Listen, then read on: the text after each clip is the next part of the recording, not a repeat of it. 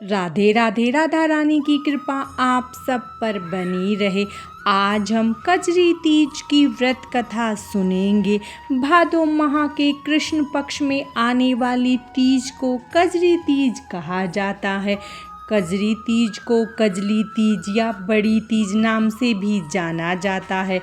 तीज उत्सव 3 प्रकार से मनाया जाता है। पहली सावन में हरियाली तीज, दूसरी हरतालिका तीज और तीसरी कजरी तीज होती है।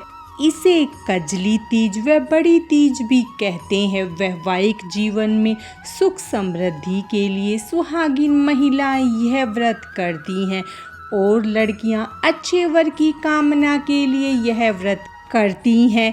कजरी तीज के दिन सुहागिन महिलाओं को भगवान शिव और माता पार्वती की पूजा अर्चना करनी चाहिए। कजरी व्रत के दिन कजरी व्रत की व्रत कथा अवश्य सुननी चाहिए। कजरी व्रत कथा पौराणिक मान्यताओं के अनुसार एक गांव में एक ब्राह्मण रहता था जो बहुत गरीब था। उसके साथ उसकी पत्नी ब्राह्मणी भी रहती थी। ब्राह्मण की पत्नी ने भाद्रपद महीने की कजरी तीज का व्रत किया। उसने अपने पति यानी ब्राह्मण से कहा कि उसने तीज माता का व्रत रखा है, उसे चने का सत्तू चाहिए, कहीं से ले आओ। ब्राह्मण ने ब्राह्मणी को बोला कि वो सत्तू कहाँ से लाएगा। इस पर ब्राह्मणी ने कहा कि उसे सत्तू चाहिए, फिर चाहे वो चोरी करे या डाका डाले, लेकिन उसके लिए सत्तू लेकर आए।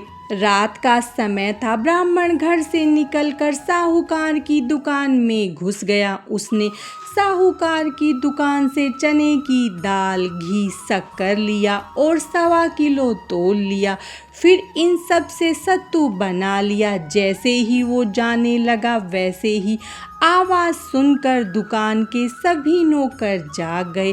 सभी जोर जोर से चिल्लाने लगे। इतने में ही साहूकार आया और ब्राह्मण को पकड़ लिया। ब्राह्मण ने कहा कि वो चोर नहीं है, वो एक गरीब ब्राह्मण है। उसकी पत्नी ने तीज माता का व्रत किया है, इसीलिए सिर्फ यह 1.25 किलो का सत्तू बनाकर ले जाने आया था। जब साहूकार ने ब्राह्मण की तलाशी ली तो उसके पास से सत्तू के अलावा और कुछ नहीं मिला।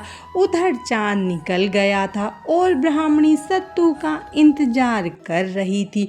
साहूकार ने ब्राह्मण से कहा कि आज से वो उसकी पत्नी को अपनी धर्म बहन मानेगा।